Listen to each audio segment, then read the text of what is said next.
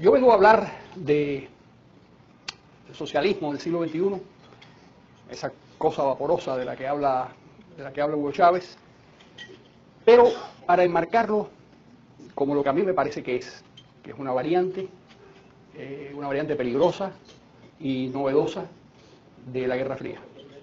Una Guerra Fría que aparentemente, o sin duda, terminó en su aspecto fundamental, que era el enfrentamiento entre los Estados Unidos y la Unión Soviética, con la desaparición de la Unión Soviética, pero que resurge tiempo después.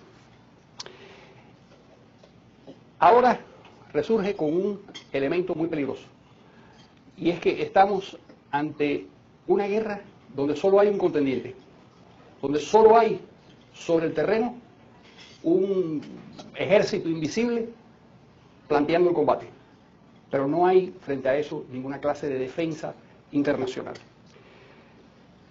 Como todos sabemos, el espíritu de la Guerra Fría consistía en conquistar países y territorios para un modo de comportarse, para un tipo de conducta política, sin necesidad de recurrir a las armas o a la destrucción. Es decir, en un enfrentamiento de carácter político, esencialmente, de carácter propagandístico, que tenía en algunos momentos y en algunos escenarios una expresión violenta, belicosa, pero la esencia del enfrentamiento era la política, la propaganda, la conquista de las mentes de las personas, la intimidación del adversario, la destrucción de la imagen del adversario. En eso, tanto los soviéticos, esencialmente los soviéticos, como los norteamericanos, pero en gran medida los soviéticos, desarrollaron toda una tecnología de la lucha política y propagandística que fue y todavía es tremendamente eficaz. La peculiaridad de este episodio de la Guerra Fría, y voy a llegar por qué le llamo Guerra Fría, llegaré a eso en su momento, y por qué es lo que tiene Hugo Chávez en la cabeza y qué es lo que tiene Fidel Castro en la cabeza, o los dos, porque ahí hay una doble persuasión de estos dos señores. La peculiaridad es que América Latina no tiene defensa frente a lo que está ocurriendo. Y no tiene defensa por dos fenómenos de carácter histórico. América Latina surge como repúblicas independientes después de los procesos revolucionarios del siglo XIX, de la década de 1820, o empieza en el 10 hasta los 15 o 20 años de lucha, contra una potencia de segundo orden. España era una potencia ya muy débil a principios del siglo XIX. Las repúblicas se imponen, o la independencia se impone mediante las armas. España se retira y ya las posibilidades de regreso de España para la reconquista de América son muy remotas. Lo intentan en un momento dado, pero sin ningún éxito. En 1886 hay esa operación absurda del bombardeo de Valparaíso y el Callao, que no tiene ni siquiera había la intención de invadir, porque no podían invadir, era sencillamente una explosión de cólera frente a los chilenos y peruanos, pero no hay una operación de reconquista del territorio. Luego entonces, los hispanoamericanos, los latinoamericanos no tienen que desarrollar una estrategia defensiva frente a un enemigo que realmente no tenía dientes y garras para poder hacerle daño. Todo lo contrario de lo que sucede en los Estados Unidos. Estados Unidos, en 1812, está a punto de desaparecer como nación independiente cuando los ingleses regresan y queman Washington, y están a punto de acabar con la incipiente república norteamericana. Y tienen conciencia los norteamericanos de eso que está sucediendo. Es verdad que la quema de Washington es la consecuencia de que los americanos antes habían quemado York en Canadá, lo que hoy en día es Toronto, pero el origen no importaba. Lo cierto es que eran muy vulnerables porque el principal enemigo de los Estados Unidos era la primera potencia del mundo, que tenía una marina extraordinaria para la época y que tenía la capacidad de hacerles muchísimo daño. En la medida en que los Estados Unidos van creciendo geográficamente, crecen en 1803 con la incorporación de Luisiana, que es un territorio que duplica lo que era el perímetro de las 13 colonias originales. Después crece con la Guerra de México. Cuando crece de una manera exponencial con la adquisición de Luisiana, se abre a todo el Golfo de México y tiene que desarrollar una estrategia para defenderse, porque a través del Mississippi pueden llegar hasta el final de los Estados Unidos y la flota inglesa es capaz de destruir esa débil república americana. En ese momento tienen prácticamente la marina era inexistente y el ejército era muy pequeño. Cuando Estados Unidos crece hacia el Pacífico, contrae otras responsabilidades, pero con cada una de estas responsabilidades geográficas también aumenta la percepción del peligro exterior. Cuando uno lee los discursos de los presidentes norteamericanos desde Washington en adelante, se da cuenta que en todas las administraciones norteamericanas el conflicto con el exterior está presente. No hay ninguno que se pueda salvar. ¿Por qué? Porque Estados Unidos está inserto en la historia europea desde sus orígenes. No es como nos ocurre a nosotros en América Latina, que vivimos en un mundo más bien aislado por el propio aislacionismo que tenía la colonia o que tenían las colonias españolas. Estados Unidos desde el principio, desde 1776, cuando empieza la revolución, 1787, cuando establecen la república, desde eso ya es un país abierto al mundo que tiene que negociar y tienen que negociar con él los franceses, los ingleses, los rusos que están presentes desde Alaska y que llegan en un momento dado hasta San Francisco. Y los Estados Unidos tienen una preocupación de política exterior y por lo tanto construyen desde sus inicios una diplomacia encaminada a proteger, ¿qué cosa? Y lo dicen clarísimo en sus documentos, encaminada a defender la soberanía norteamericana. Es decir, el proyecto político que el pueblo norteamericano se ha dado, el pueblo norteamericano estamos hablando de los varones blancos propietarios, pero da igual, es decir, esa era la definición. El pueblo norteamericano se había dado una forma de gobierno, la república, y un método de tomar las decisiones, que era la democracia, y había que defender, y un sistema económico, que era la protección de la propiedad, y había que defender ese sistema. ¿De quién? De los poderes imperiales europeos que lo ponían en peligro. Nosotros, en América Latina, carecemos de esa tradición. ¿Por qué? Y vuelvo a insistir en ello. Porque nuestro adversario original era muy débil. A lo que se agrega un segundo elemento. El siglo XX latinoamericano es un siglo XX casi sin conflictos internacionales. Es un siglo XX sin guerras. Existe la guerra del Chaco, efectivamente, las escaramuzas entre El Salvador y Honduras de 1969, las escaramuzas entre Ecuador y Perú en 1995, 96, no recuerdo cuándo fue, pero nada parecido ni remotamente a los mataderos europeos del siglo XX. Nosotros en América Latina, si de algo tenemos que congratularnos, es que no fuimos ni responsables, ni cometimos las barbaridades y los destrozos que cometieron los europeos a lo largo del siglo XX. Ni el nazismo, ni el fascismo o nazifascismo, ni el comunismo tuvieron una expresión en América Latina comparable al horror de lo que pasó en Europa. Ahora, eso que fue una virtud latinoamericana, hombre, por supuesto que hubo conflictos periféricos de la Guerra Fría en Guatemala, en El Salvador, básicamente en Nicaragua, naturalmente, pero eran conflictos periféricos que no tenían nada que ver con, por lo menos en su magnitud, con lo que padeció Europa. La consecuencia de los orígenes históricos de nuestra república, por una parte, con ese enemigo débil que era España, y por otro lado, la consecuencia de haber tenido un siglo XX donde los pocos mataderos que hubo en América Latina los organizamos nosotros dentro de nuestros países, pero no fue producto de conflictos internacionales, generó un tipo de gobierno y de sociedad totalmente indefensa. Nuestras sociedades están indefensas, como esos niños que no son capaces de ver cuando ven un animal no se dan cuenta que ese animal puede ser un lobo, puede ser un oso, puede ser un animal que los puede destruir, porque no tienen la capacidad de identificar cuáles son sus enemigos. Eso nos ocurre a nosotros en América Latina. El único país latinoamericano que fue víctima, que pudo desarrollar realmente una doctrina de defensa nacional, porque sí padeció de una manera directa el zarpazo de la guerra, fue México, que perdió la mitad de su territorio en los conflictos con los Estados Unidos y que luego padeció aquel episodio estrafalario totalmente enloquecido de Maximiliano de Austria intentando recrear o crear un imperio europeo en México, todavía con un elemento más enloquecido, que era el propósito final de aquel imperio que nunca se llegó a crear o que fracasó en medio de la guerra, era casar a uno de los familiares, de sus familiares, como un descendiente del emperador brasilero para crear la gran nación latinoamericana entre el imperio mexicano brasilero. Pero aquello fue una cosa totalmente loca que terminó como el pobre Maximiliano fusilado y el desastre que fue aquello. Pero salvo México, que pudo desarrollar una estrategia defensiva porque realmente tuvo un problema, lo que hizo fue una especie de enroque diplomático y generar en su momento la doctrina de la no intervención, a cualquier costo, no intervención. Pero eso es enterrar la cabeza en la arena. Porque realmente la doctrina de la no intervención solo la puede aplicar el que la sostiene, pero uno no puede de ninguna manera suponer que el otro va a sujetarse por las mismas normas. Por lo tanto, era una forma de amarrarse las manos y de no participar. Así llegamos a la Segunda Guerra Mundial. Estados Unidos, en el primer tercio del siglo,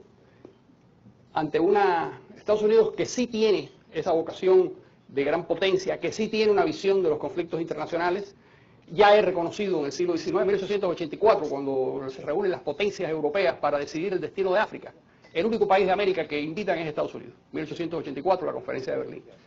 Los americanos mandan ni siquiera se molestan en ir oficialmente, pero mandan un delegado. Pero lo interesante es que ya hay un reconocimiento de que esa es una potencia con la que hay que contar, 1884-85.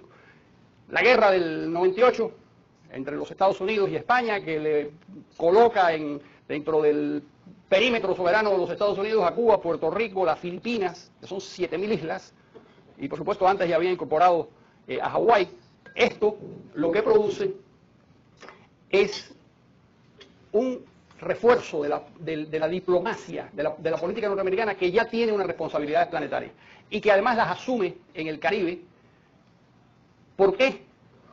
Y las asume en el Caribe, que son las distintas intervenciones en Nicaragua, intervención en República Dominicana, intervención en Haití, intervención en Cuba. ¿Por qué lo hace Estados Unidos? ¿Y por qué América Latina se mantiene inerte? Bueno, Estados Unidos lo hace esencialmente por algo que forma parte de la mentalidad diplomática norteamericana desde sus inicios, que es impedir la presencia de otros poderes europeos, de otras potencias europeas, en su gran zona de influencia. Cuando en 1803 o en 1807, porque además se repite muchísimo en la historia americana, hay una vocación y una voluntad de incorporar a Cuba a la nación norteamericana, es porque les preocupa que esa isla grande en el Caribe, tan cerca de la Florida, que ya forma parte de Estados Unidos de 1820, sea una base para los ingleses. Lo que están impidiendo, lo que quieren impedir es la presencia inglesa. Lo mismo que ocurre a principios de siglo con la política de las cañoneras, que es también una reacción de los Estados Unidos porque los alemanes, los ingleses, los italianos andaban merodeando por el Caribe, es decir, bombardearon La Guaira, bloquearon Venezuela, estuvieron a punto de ir a una guerra, Estados Unidos, Inglaterra y Alemania, estuvieron a punto. Hace poco se descubrieron los planes del Kaiser Guillermo para la guerra con los Estados Unidos a principios del siglo XX, y el conflicto era Venezuela. Y el propósito de los Estados Unidos era evitar la presencia de unos poderes que podían poner en peligro a la nación norteamericana. Es decir, era una visión estratégica muy peculiar. 1900 se produce todo ese periodo en que los Estados Unidos se atribuye la responsabilidad de mantener el orden en el Caribe. Y se meten en 1000 berenjenales, de los cuales muchas veces, siempre, invariablemente salen mal, porque esa es una operación que siempre sale mal.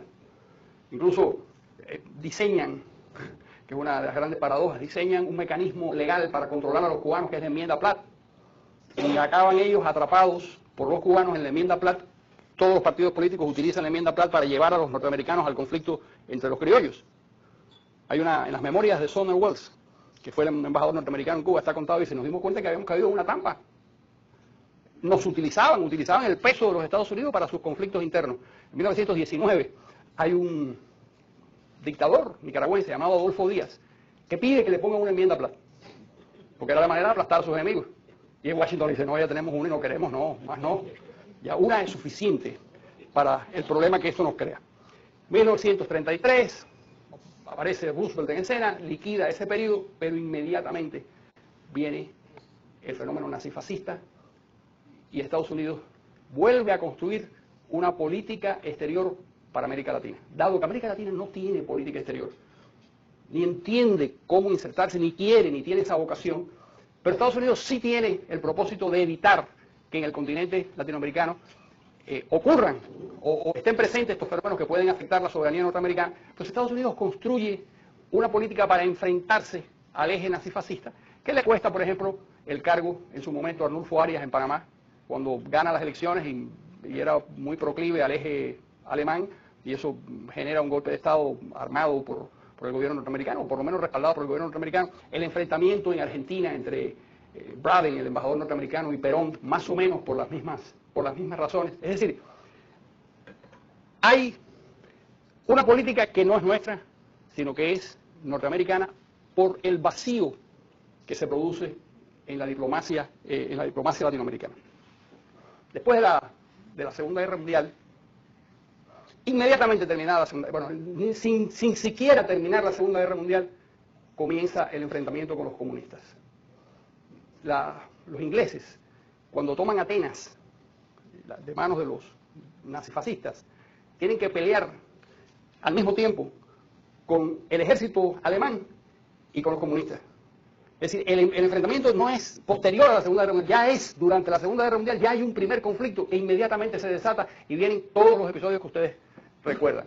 Churchill con su famoso discurso del telón de acero de 1946, en 1947 ya es evidente que hay un espasmo imperial por parte de los soviéticos que hay que frenar de alguna forma y se construye una estrategia defensiva. Esa estrategia defensiva es la contención, la estrategia de contención propuesta por un diplomático norteamericano, George Kennan. La historia es muy conocida. El Departamento de Estado pide un análisis a los analistas del Departamento de Estado que están en distintas embajadas, piden un análisis de cuál es el comportamiento de los soviéticos y qué hay que hacer frente al comportamiento de los soviéticos.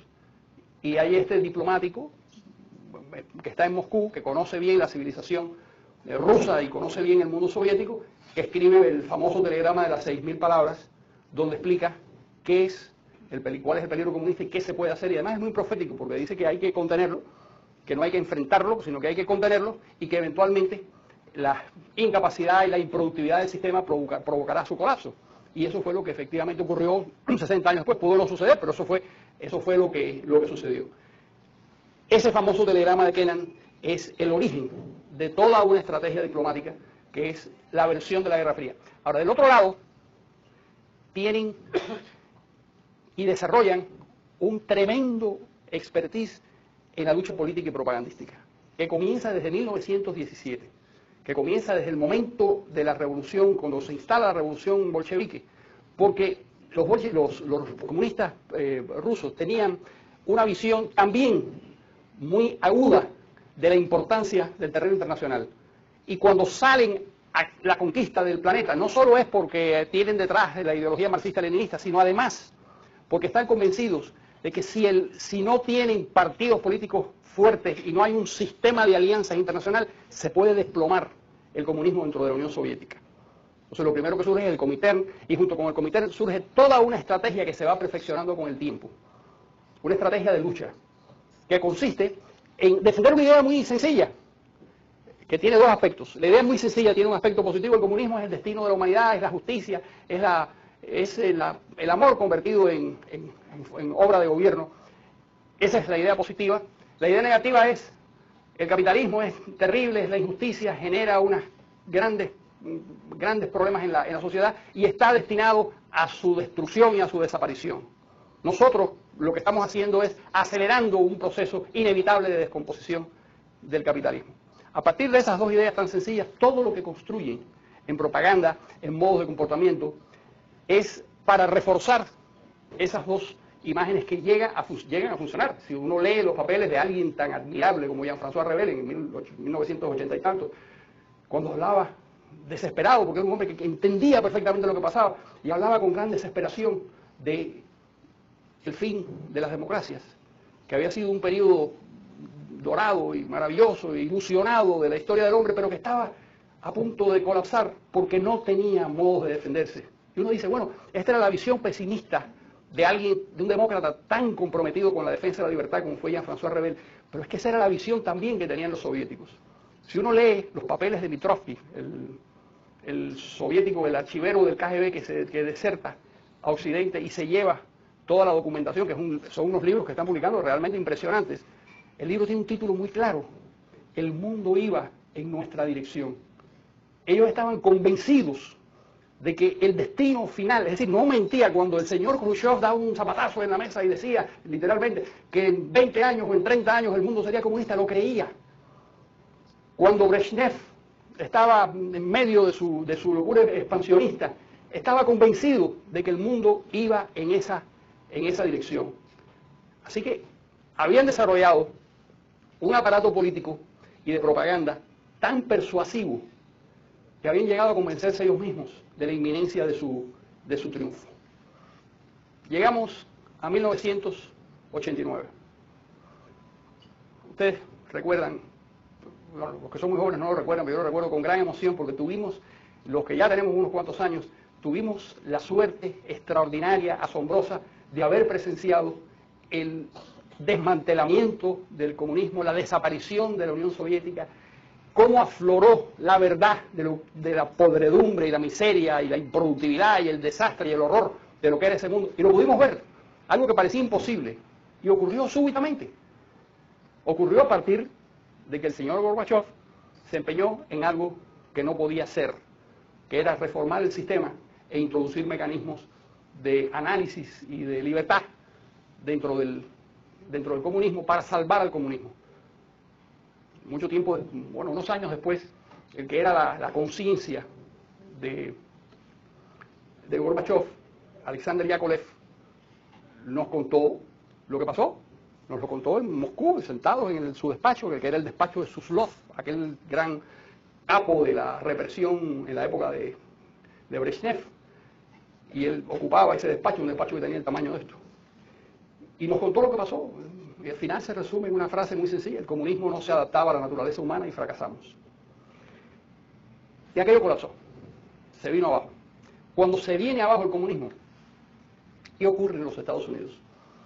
Que desaparecen los peligros exteriores. La sensación de los políticos norteamericanos, de los diplomáticos norteamericanos, es que ya no hay riesgo, ya no hay ninguna potencia en el mundo que pueda poner en peligro a los Estados Unidos. Efectivamente los chinos pero los chinos están más interesados en vender lavadoras que en destruir a los Estados Unidos. Los rusos dejaron de ser una potencia imperial para convertirse en una mafia extraña, más o menos capitalista, y quedaban unos bolsones escasamente importantes. El manicomio de Corea del Norte, que se consumirá solo como consecuencia de la locura de ese régimen, Cuba, y prácticamente nada más, porque Vietnam dejó de ser un país comunista para convertirse en una dictadura capitalista, otra cosa diferente, y también sin ninguna agresividad frente a los Estados Unidos. Dicho esto, los Estados Unidos lo que hacen es engavetar toda la estrategia defensiva frente a la Unión, a unos enemigos que ya no existen. Pero ¿qué sucede a principios de 1990? Que mi inevitable compatriota Fidel Castro, que es, como dicen los españoles que son muy retóricos, una persona inasequible al desaliento,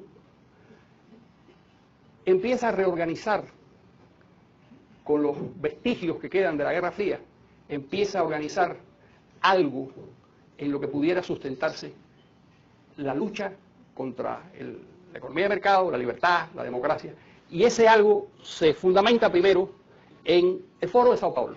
Convence a Lula da Silva y al Partido del Trabajo, que era muy radical en ese momento y que lo sigue siendo en muchos aspectos, de que hay que crear una familia política que recoja en América Latina los rescoldos todavía vivos de la lucha contra Estados Unidos y contra Occidente y contra la economía de mercado.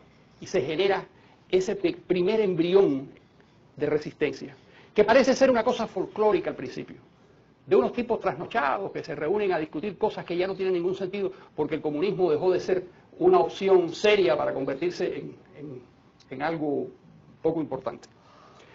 A mediados de la década, bueno, en 1992, como todos saben, aquí hay muchos amigos venezolanos, se produce el intento de golpe de Estado contra Carlos Andrés y aparece en escena el señor Chávez, con su cabecita llena de ideas muy vagas y muy confusas, pero todas nocivas, inyectadas por un señor llamado Norberto Ceresole, que era una mezcla de fascista, anti-occidental, anti-norteamericano, antisemita y, por supuesto, anti-libertades en todo sentido, que es el que le da sentido y forma en ese momento a esa cabecita loca y poco fértil, pero para cualquier semilla que le llegara de cualquier parte.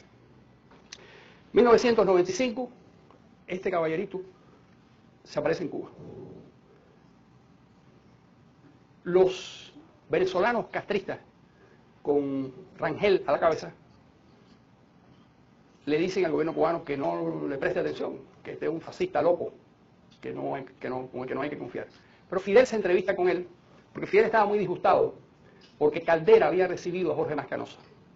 Es una venganza sencilla y política, él recibe a Hugo Chávez. Ahí hay un amor como de bolero. Son dos almas gemelas que se encuentran en la noche. Y empieza a funcionar una extraña relación entre estos dos tipos delirantes, que se parecen en no conocer el límite. Es decir, el rasgo que comparten, el rasgo esencial que comparten, es que son dos personas a las que por alguna extraña les extirparon en su nacimiento cualquier vestigio de prudencia. Y empiezan a idear cosas. Ahí, la relación es de subordinación intelectual de Chávez hacia Fidel Castro, que es jefe de gobierno, presidente. Él es un tipo que acaba de ser liberado de la cárcel. Ustedes conocen el cuento mejor que yo. Principios de 1999, Chávez ya es presidente de la República. Empieza a reformular el socialismo del siglo XXI. Salen del juego Ceresole y comparsa, y esas ideas, era la época en que todavía Chávez, que es un hombre que se enamora de las palabras, estaba fascinado con el libro verde de Gaddafi. Decía que era la llamada teoría, la tercera teoría universal, le llamaba el libro verde de Gaddafi, una cosa escrita por un señor camellero del desierto, no tiene la menor idea de lo que está hablando, pero que esas ideas eran suficientes para preñar la imaginación de Hugo Chávez. Eso es sustituido por una versión más elemental y más depurada del marxismo. Las lecturas de Fidel del marxismo, todo lo que Fidel sabe del marxismo es el ABC, escrito por Nicolás Bukharin, a principios del siglo XX. Ese es el libro de... Lo cual no está mal, porque ¿para qué leer El Capital? Que es un libro equivocado, que cuesta mucho trabajo leerlo y que además es muy extenso. Es mejor ya, si uno va a leer un disparate, es mejor que sea corto que sea largo. Entonces, el disparate de Bukharin está muy bien explicado. Y eso es lo que Fidel tenía en la cabeza, y eso es lo que le transmite a Hugo Chávez, que queda fascinado porque todo es tan fácil. El marxismo tiene esa cosa maravillosa, y ese librito, de que todo está explicado. Todos los problemas tienen una solución, todo es tan fácil de resolver, que una mente simple puede ser perfectamente persuadida por esas ideas. Sigue desarrollándose lo que ya ustedes saben que es la metodología es decir, Chávez, gran vanidoso, eleva a categoría universal la experiencia venezolana.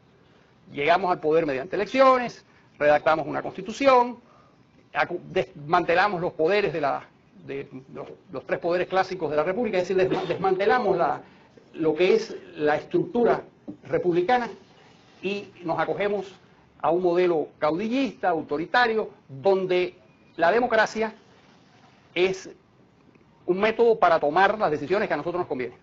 Y cuando no nos sale bien, pues adulteramos los resultados, porque tampoco es tan importante. El problema es seguir adelante con nuestro plan. 2002, intento de golpe, o como se llame, ¿no? Tenemos la discusión de lo que pasó en el 2002. Lo que pasó en el 2002.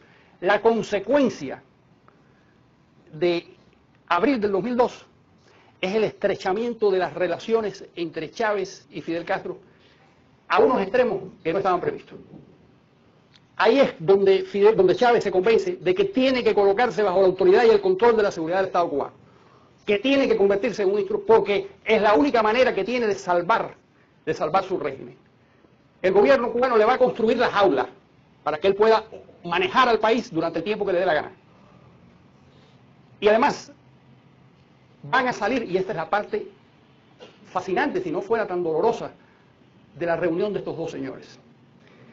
Van a salir a la conquista del mundo, porque llegan a la peregrina conclusión de que la responsabilidad de Moscú ahora cae sobre los hombros de La Habana y Caracas.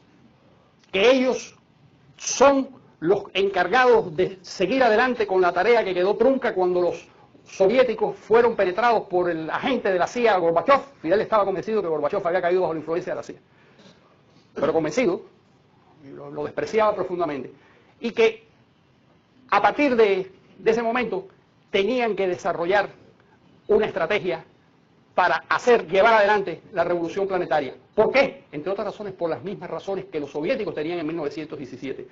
Porque llegan a la conclusión de que si no se expanden, se destruyen y fracasan. Que es un tipo de régimen que solo puede subsistir si crece en su perímetro, si crece en su influencia, si hay una causa. Entonces tienen una misión. La misión es la conquista del mundo. ¿Qué es una cosa loca? Sí, es una cosa loca. Loco era el señor Hitler también cuando decía que el Tercer Reich iba a durar 1000 años.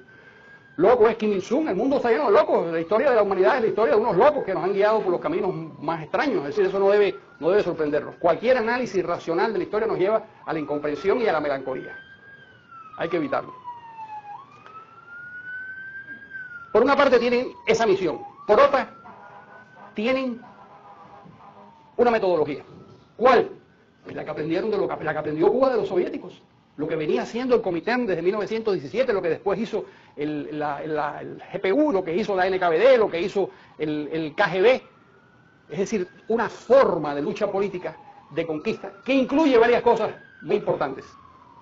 Que por eso podemos identificar qué es lo que está haciendo Hugo Chávez. Incluye, entre otras cosas, la creación de un circuito internacional de apoyo en donde los requisitos para pertenecer a esa familia política no es la identificación ideológica, sino la comunidad de enemigos. Irán es una teocracia coránica, no tiene nada que ver con el socialismo del siglo XXI. Pero el Irán de Ahmadinejad por lo menos, es anti-norteamericano, anti-mercado, anti-occidental. Por lo tanto, esos enemigos que comparte con Hugo Chávez y que comparte con Fidel Castro ya son suficientes para incluirlos en ese perímetro, en esa familia política. Ahí están las FARC. Se puede ser un terrorista, se puede ser un traficante de drogas. No hay ningún contrasentido moral en que Venezuela sea, para Hugo Chávez quiero decir, en que Venezuela se haya convertido en una plataforma de distribución de drogas. No existe. ¿Por qué? Porque la Venezuela de Hugo Chávez, tiene que darle a cada aliado lo que cada aliado necesita prioritariamente. A Hezbollah y a Hamas les da la complicidad con el terrorismo, el antisemitismo, el antijudaísmo. Es decir, le paga con esa mercancía. A Irán, ¿qué quiere Irán? Desarrollo de armas nucleares. Le presta su complicidad para el desarrollo de las armas nucleares. ¿Cómo? Posiblemente con la entrega de uranio. Posiblemente con la utilización del territorio venezolano y del gobierno venezolano para la compra y la adquisición de materiales tecnológicos que no puede comprar Irán para la utilización de sus cohetes teledirigidos. Es decir, la tecnología que Irán no puede comprar, se la compra Venezuela. No es que la desarrolle Venezuela, que no tiene la capacidad, se la compra Venezuela. Y le paga a Irán su complicidad política con lo que Irán necesita. ¿Qué necesita la FARC? Armas. Esos cohetes que aparecieron hace una semana, que vienen del arsenal venezolano, adquiridos en Suecia. Armas ya complejas y con mucha capacidad destructiva. Es decir, le paga a las FARC con lo que necesite, irresponsablemente, porque no le importan las consecuencias.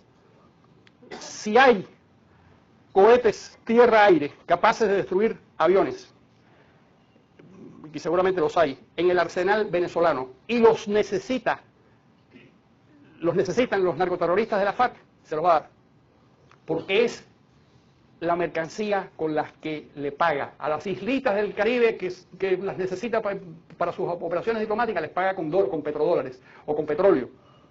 Es decir, es un mecanismo de compra de voluntades para la fabricación de todo un sistema de oposición a los Estados Unidos, al mundo occidental, a la economía de mercado, frente a lo cual no hay defensa. Y no hay defensa porque Estados Unidos no lo percibe. Para Estados Unidos eso es como un ruido, como cuando dentro de una gaveta, en un mueble de la cocina hay una cucaracha, uno no lo sabe, hasta que no abre la gaveta y se las encuentra. Bueno, esto es un ruido de cucarachas en una gaveta que no llega al oído de los Estados Unidos, no llega al oído de Europa y no llega a la conciencia de los latinoamericanos, porque nosotros en América Latina estamos indefensos frente a una amenaza de ese tipo. Durante todo el siglo XX, Estados Unidos aportó la visión diplomática para América Latina. Una vez que eso desapareció, los latinoamericanos no sabemos cómo reaccionar frente a un fenómeno de esta naturaleza. ¿A dónde puede llegar todo esto? Sin duda, alguna suerte de catástrofe. Porque si ustedes ponen sobre la mesa todas las cartas que simultáneamente está jugando Hugo Chávez, se dan cuenta que hay complicidad con los narcotraficantes. Es decir, eso de que Venezuela se haya convertido en la primera plataforma para la exportación de drogas, eso no es algo que ocurrió a espaldas del gobierno de Venezuela. Eso es algo que ocurrió con la complicidad del gobierno de Venezuela. Eso tiene que tener consecuencias. La peor de las consecuencias es que eso va a minar de una manera gravísima los fundamentos de la convivencia venezolana. Pero ese es otro problema. Tiene que llevar a la catástrofe, porque uno no juega con armas nucleares y con un país tan peligrosamente entregado al antioccidentalismo como Irán, sin que esa relación de complicidad genere consecuencias graves. Uno no juega con los narcoterroristas de la FARC y puede pensar que eso no va a tener consecuencias. Ahora, ¿cuáles van a ser las consecuencias? Pues es difícil saber por dónde, o es imposible predecir por dónde va a estallar el conflicto. Lo que sabemos es que es una cadena muy débil, donde los eslabones son de quinta categoría. Bolivia, Ecuador, Nicaragua, Venezuela, con la escasa seriedad del gobierno venezolano para manejar todo esto. Cuba, que solo tiene en este momento una autoridad convencida de las virtudes de este proyecto político, que es Fidel Castro. Porque el resto de la sociedad cubana está fatigada. El resto, y me refiero también a la cúpula dirigente, no me refiero al pobre pueblo que lo que quiere es alimentarse. No, me refiero a la cúpula dirigente. La cúpula dirigente cubana, después de 50 años de disparates y de fracasos, tampoco cree en este proyecto político. Pero mientras viva Fidel Castro, y posiblemente mientras Raúl Castro esté en el poder, va a ser muy difícil que cambie el signo de las alianzas o que Cuba limite el apoyo que le presta a Hugo Chávez. Si nosotros examinamos qué pasó en el este para llegar a conclusiones de qué puede pasar en esta familia política de Hugo Chávez, no sé si las conclusiones tienen alguna validez, pero lo probable es que eso también caiga en cascada por la debilidad del proyecto. Mientras tanto, nos dirigimos hacia una catástrofe. Eso no puede acabar bien.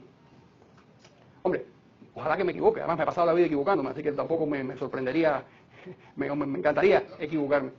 Pero el escenario de unas elecciones ganadas por los demócratas de la oposición en Venezuela, que liquidan el gobierno de Hugo Chávez se retira a la oposición y hay un desmantelamiento del socialismo del siglo XXI, ojalá que ocurra, pero las posibilidades de que eso suceda me parecen bastante remotas. ¿Qué va a ocurrir cuando los eslabones más débiles dejen de funcionar dentro de la cadena del socialismo del siglo XXI? Bueno, eso va a afectar muchísimo al proyecto político. Mientras tanto, lo que sin duda va a suceder es que Miami se va a seguir llenando de gente tan valiosa como ustedes. Muchas gracias.